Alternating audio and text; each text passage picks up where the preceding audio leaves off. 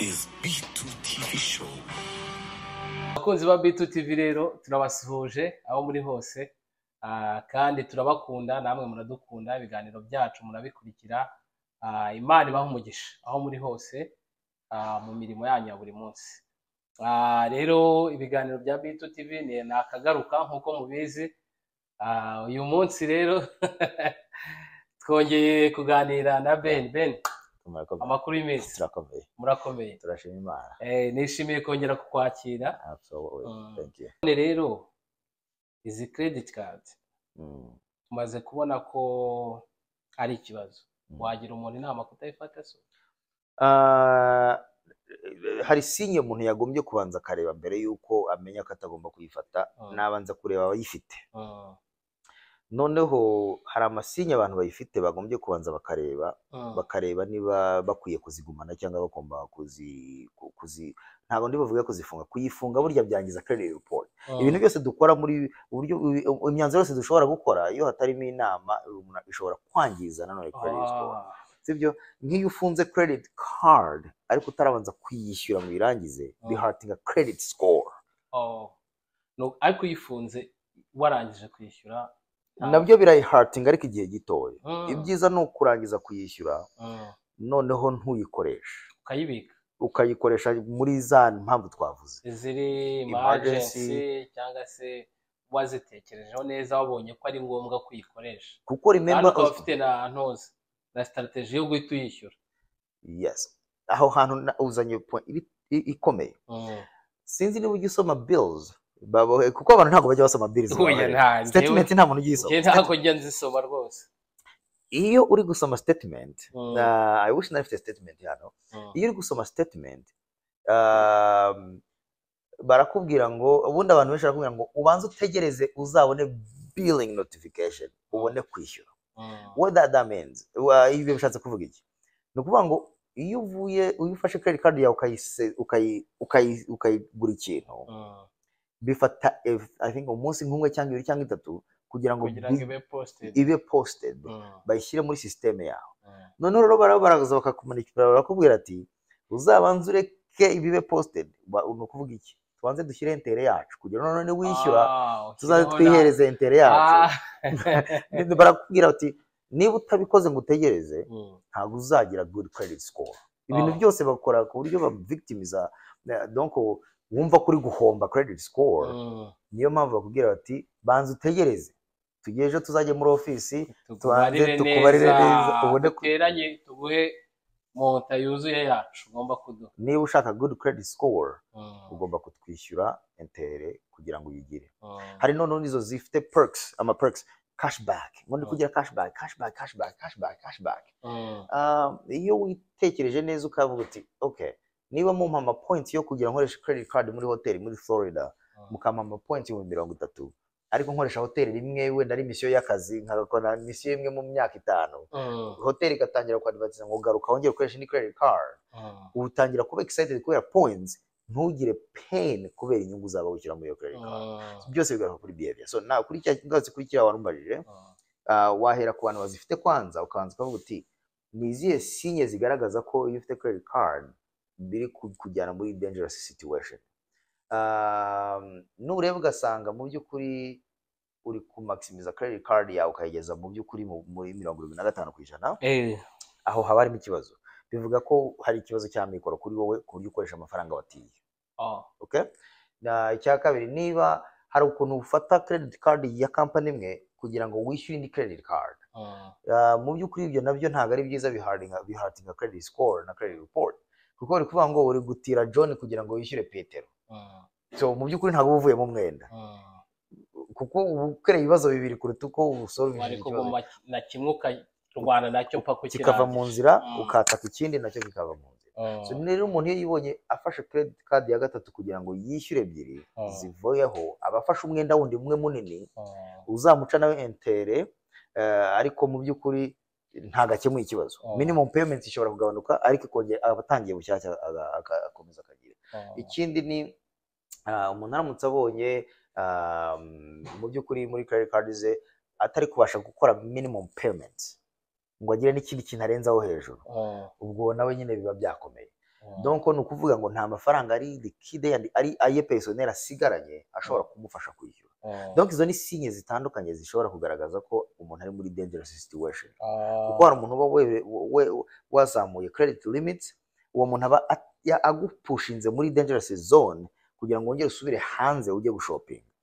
Kuko niba banki yari yaraguhaye credit limit y'amadolari 500 nta autorisation yawe bugacyo ukabona ni 500, uti usohoka ugahita ufata inshuti zawe mugasohoka mukajya rwose, kuko ariko uteye nk'umuntu. Baba hari ibyo psychology, amabanki bafite aba psychologue biga behavior z'abantu baspendinga muri zo department, bakavuga ati okay, aba bantu turabona baspendinga mu kabari, baspendinga muri restaurant, bakoreshamo credit cards, reka tuzamure limit bazafrequenta hanze more. Kuri bo rero it's more money for them, ni more problems for you. That makes sense. So kuba tarazifata rero kubera ko tumaze kubona flip side, donc ibibazo by'abazifite, umuntu niwe wahitamo akavuga ati aho kugira ngo nzifate nzikoresha ibintu biri primaire, ibibazo primaire zagombye gukemurwa n'amafaranga y'umuntu ku giti cye, noneho emergency zigakemurwa ni karita wasabye isaba amafaranga menshi.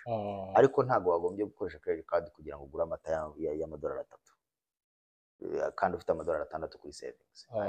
Ibyo ntago biri ideal, ntago biri kugufasha. Uba ugaragaza ko ufite amikoro ariko udafite discipline yo gukoresha amafaranga yawe.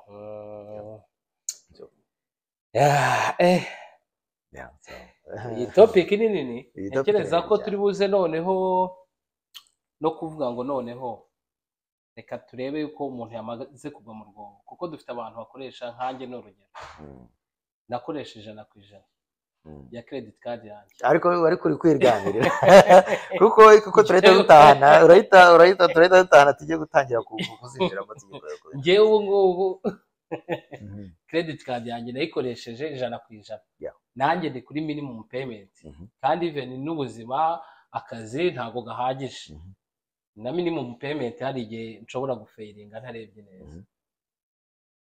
Kandi ntago ari ibyo byonyine, ntago ari credit card gusa, mfite izindi besoin ngomba gukora zinsaba amafaranga. Ni iki umuntu yakora noneho, umuntu amaze kugera muri rwa rwobo rwo kuvuga ngo yamaze kugwa muri wa mwobo, credit card yarayifashe ayikoresha 100%, arimo arastrugglinga no kureba ukuntu yakishyura, ni iki yakora? Ikintu ugomba gukora, ugomba kureba ikintu ushaka kugeraho mu ibyo wamaze kuyangiza. Ni ukuvuga ngo objective yayo yo kugira credit card either ntago wayumvaga nabi, cyangwa se wowe imyifatire yawe ntago ihwitse ikaba yaratumye ibintu byose around credit card byose bipfa. Inama yanjye nuko wakwishyura credit card, first no guhagarika nugira amahirwe ntago bazayongera, kuko credit card companies abantu bayiguhaye iyo uyimaximije bakabona utayishyura barakuzamurira, kuko nta avantage kuri bo. Bakongeraho andi. Yes.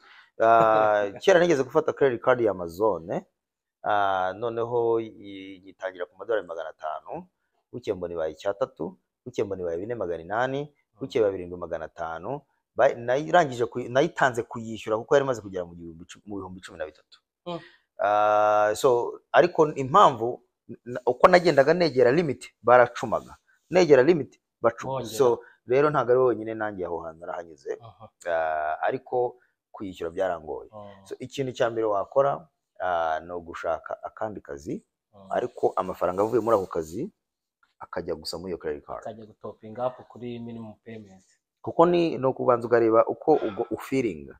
Ese bikumariye iki kuba ufite umwenda utazigera urangiza kwishyura? Kuko credit cards zijya mu rwego rw'amakredi bita revolving. Revolving ni ukuvuga ni ikintu kitajya gihagarara, kitari fixed. Intérêt yayo iri revolving, ni ukuvuga ngo iri open, ntabwo izigera kugira ngo ufunge credit card ubwira wayiguhaye ati sinyishaka. Bitandukanye niyo uguze imodoka bavuga ati imodoka yacu ni 20, tugiye guha intérêt ya 6%, uzarangiza kuyishyura wishyura 27. Ubu bizi nyine waba broke wasimbuka payments, uzi ko araho bihagarariye utaza, ubu bizi ko mu myaka 5 n'utarangije kuyishyura uzishyura more whatever.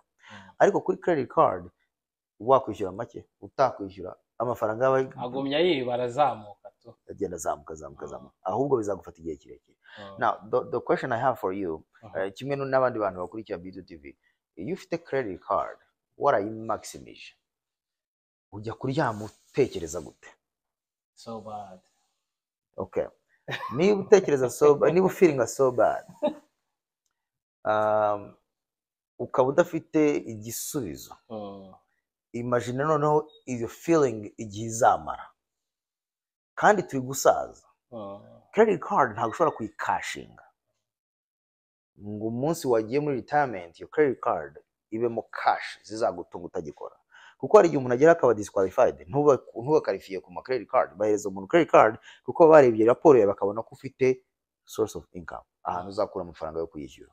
Iyo rero udafite amafaranga ya retirement ahagije, uzagera ahantu ukeneye amafaranga uba utayafite, udanashobora kwaksesinga credit card.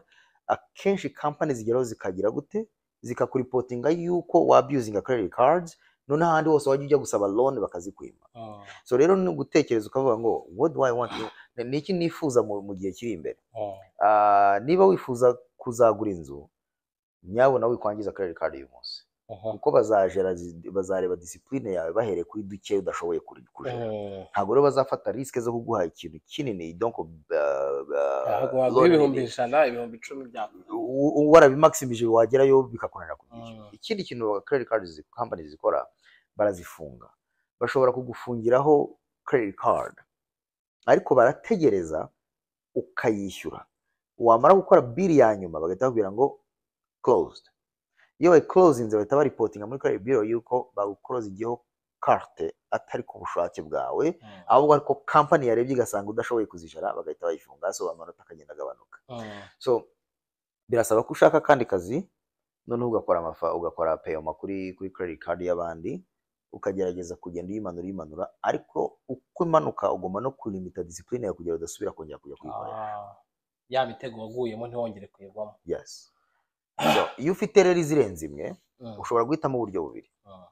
Ushobora guhitamo ifite ntere yo hejuru, ukaba ari utangiriraho kwanza, ukajya wishyura extra payments kuri buri kwezi.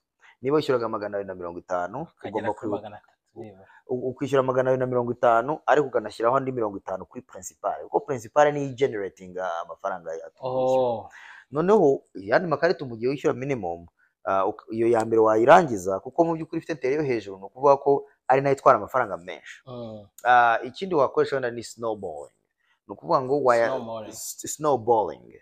Yes. No kuvuga ngo ufata du credit card dutoya ukatwishyura ukakabana mu nzira, ariko amafaranga wakishyuraga ukayagereka hejuru ya ka kabiri, ariko ka kabiri nako wakomeza kukishyura buri kwezi, mu by'ukuri ukaba wishyuye more. Warangiza ugafata ayo mafaranga yandi ukayagenda ukayashyira kuri credit card ya gatatu, nayo wazarangiza ukayashyira kuri credit card ya kane, ugakomeza gutyo ukageza usigaje na mortgage gusa kuba yifite. Noneho icyo gihe rero iyo hageze again ukajya wenda ukiyevariwa, ukongera kwirinda gusubira muri cya cyo wari urimo, kuko niba usubiyeyo then nta kibazo wasubije, nta kibazo wakemuye. Yes. Yewe abantu rero bakurikira Bwiza TV bene nkiko, ngira ngo murabyumva. Credit card ni ikindi kintu, ni ikintu gikomeye, ni ikintu tugomba gutekerezaho, ni ikintu tugomba gufatira umwanzuro, kuko nkuko twabibonye abantu benshi turazifata tukazikoresha, ntabwo tuzi ibyiza byayo n'ibibi byayo, ugasanga turimo aho ngaho byabyuzinga cyangwa se donc turamesinga up, niko dukunze kuvuga hano, history yacu ikaba mbi. So tugomba rero gufata uwo muti atubwiye. Ariko se ubundi nta kigega cya leta gishobora gufasha umuntu wananiwe kwishyura ama credit cards?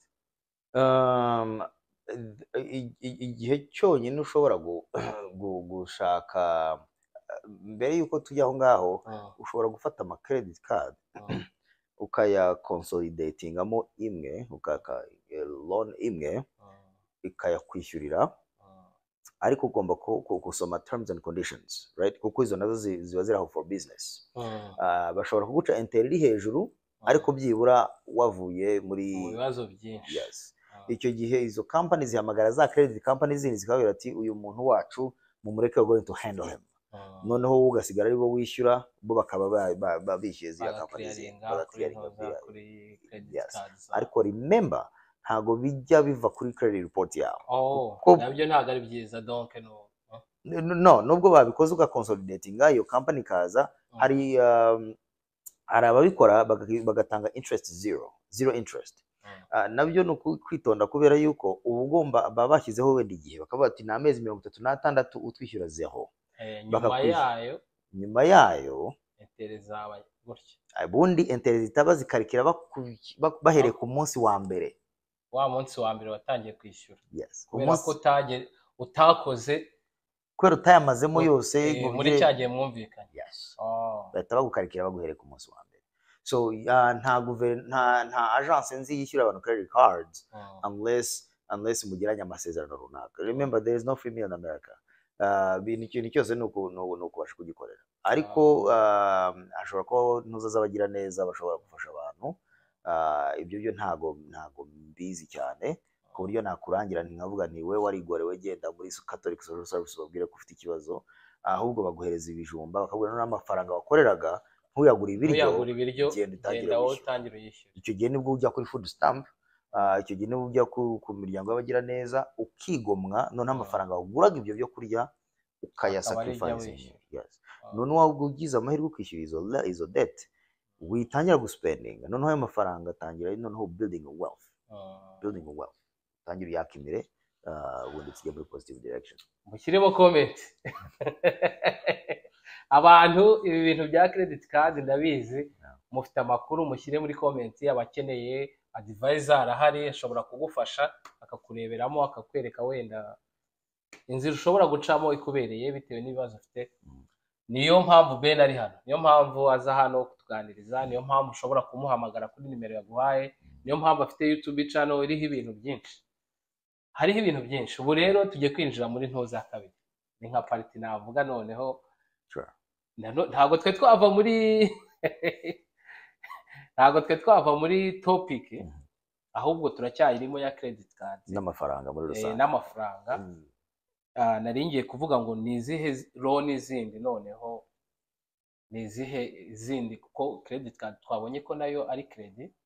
Ariko nizihe loan zindi kuko zo ushobora ku accessinga, ushobora gufata zikagufasha cyangwa zikakwica nazo kuko n'urugero ushobora kuba ufite credit card warayimesinze up warayikoresheje navuga ngo over 100%. Warangiza ukagira personal loan, warangiza ukagira n'ubundi credit. Nizihe zindi credit umuntu yakasosiya n'iyi credit card? Yeah, that's a good question. Mbere yuko ngera aho hantu yuko dukora iyo transition yo mu yandi malone, Amerika itanga one favor abantu bagomba no kugira, I think bakamenya amakuru rimwe mu mwaka. Hari abantu benshi bagenda bapuringa ama reports credit reports y'abantu kugira ngo barebe mu by'ukuri behaviors zabo ku mafaranga n'amalone.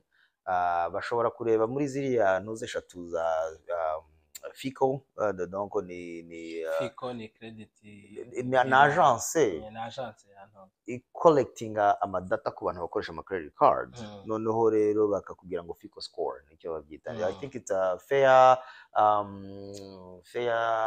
something, I don't remember ariko the fair something company or whatever. Rero nibo bagenda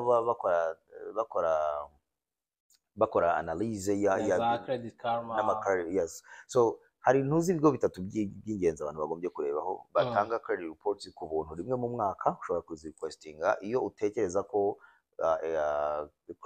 credit yawe itari accurate. Ujya kuri, I think hari iya mbere ni Experian, indi ni Equifax, indi ni TransUnion. Izo nizo eshatu ziri major muri US aba creditors bareba iyo bagiye kuguha loan. Buri muntu wese arayireba. So ushobora rero kuzirequestinga inshuro imwe mu mwaka, ariko wenda ku bantu bashaka trick kugira ngo rero ko harimo accuracy, kuko iriya FICO, my FICO ushobora kujya kuri my FICO score cyangwa se kuri imwe muri izo website bakaziguhereza, cyangwa kuri nerd wallet or something like that, hose bagenda baguhereza izo report. Ukabikora wenda inshuro imwe ariko mu bihe bitandukanye mu mwaka kugira ngo ugire inshuro eshatu. Niba wabikora wenda buri mezi ane hamwe muri TransUnion ahandi muri company ya kabiri ahandi mu ya gatatu, none ukagenda ureba accuracy ya behaviors umuntu n'uburyo ya scores zigenda zigabanuka cyangwa zigenda zizamuka. Ariko nkatanga warning, hari ama company menshi abashaka ko ureba nyine ngo checking your credit score, check your credit score, kuko bari gusenya information. Hard pull ni igihe ugiye kwaka amaloni agufasha kubona izo major tugiye kuvugaho. Hari na soft pull zitafekta mu by'ukuri, zitafekta nk'iyo ugiye kurentinga apartment bakora soft pull, no kuba itarowaringa amanoza point. Ariko iyo ubikoze inshuro nyinshi ugiye nko kugura, reka tuvuge ugiye gushopinga amazu, ugahamagara aba lenders nka 5 bose bakora hard pull. Iyo ugiye kugura imodoka ujya kuba 5 car dealerships mu cyumweru kimwe, bose bakora hard pull. Rero ugagera utamanota ukajya ubona score zawe zimeze gutya. Ntago bibona kubera kutabizi, wari ukeneye imodoka ugiye kushaka hambere, bagusabye social bakoze hard pull, ugiye ha kabiri ntunezerewe hard pull, ugiye ha gatatu mu by'ukuri ntago uri kubona imodoka ariko uri kuburana ama points kubera kutabizi. So na kuba careful umuntu akabanza making a determination, ndabona negotiate ibiciro, ahantu ndabona mwayimpera ngahe mbere yuko ukora commitment yo kugira ba pulling your credit score, ukora shop around, none numara ku making a decision y'ahantu uri bugiye kugurira, then bakore iyo pull kuko wamaze kudecida ya hantu uri bugurire. So ikibazo warumbaje rero uti nayahe yandi malon duhura nayo yihe myenda. Ubundi amalon abamo category ebyiri mu by'ukuri urebye muri rusange, habamo izifite intere ziri revolving, bimwe nakubwiraga n'izifite intere ziri fix. Ni aburiya mortgage, student loans, cars, izo inzu na amamodoka zo zibabyita collateral, kuko iyo udashoboye kuzishyura baza bakazitwara, baguhereza igihe bakanakugeza bashije kuzishyura, bakagurira intérêt fixe, nibikunanira tuzazitwara. Hari student loans, hari personal loans, udufaranga dufasha umuntu ku giti cye. Hari amaroni y'ubwoko bwinshi cyane. Hari none nizo bita credit loans, ni ukuvuga ngo ujya gufata loan igufasha bakaguha cash advance. Iri very dangerous kuko ho wishyura intérêt igera nko muri 50% cyangwa 60%. Uzajya ubona ahantu handitse ngo cash advance muri buriya bukaritsiye bwa bidonville. Yanjye nzibona. Niba uzafukira abantu, please stay away from that. Kuko uragenda bakaguhereza amafaranga aho kanya, baranakubwira ngo no credit necessary, no credit score necessary, cyangwa ngo no credit history, kubera ko barabizi ko aribo bazakuripotinga. So akenshi rero usanga hari loans menshi ari confusing. Ariko icyambere no kumenya ngo ese loan mfite ya revolving izantwara igihe kirekire kuyishyura kandi ari akantu gatoya. Ese uko ngiye nakimira mfata loan ya mbere, ngafata iya kabiri, ngafata iya gatatu, ngafata iya kane, ku buryo nzagira amaloni agera muri 20. Iyo rero ushyira minimum kuri buri loan, they add up. Iyo zadinze up, ufite income imwe mu rugo, bikunanira kuzishyura. Iyo zikunaniye kuzishyura rero, no matter how many loans you have, hari amaloni ari necessary ubundi. Maybe loan zo ku ishuri, maybe ku bantu bageze hari bakuru. Ariko abana bacu ni ikibazo kubera ko niba twe turi muri generation ya mbere, generation yacu ya kabiri y'abana bazamezira amikoro yabo bitewe n'ababyeyi babo. So rero twagombye mu by'ukuri kubateganyiriza ntibazafate loan nyinshi cyane. Usanga generation zigeze aha ngaha bagira amahirwe yo kugira ama grants, bakigira ubuntu. So student loans ushobora kuavoiding, ukoze scholarships, ukakora grants, ushobora kuavoidinga student loans. Ariko inzu yo ntushobora kuavoidinga. Inzu ntabwo ushobora kuavoidinga loan yayo kuko nifite cash barayikwima. Ugiye kugura cash, ntago bayikwima biterwa n'uyiguze, uyiguze n'umuntu ku giti cye. Donc ariko ugiye muri mobile lenders kwagutse nzanya amafaranga bashaka impamvu yo kuyikwima kuko bashaka ya company interest twavuze. Amamodoka is the same thing.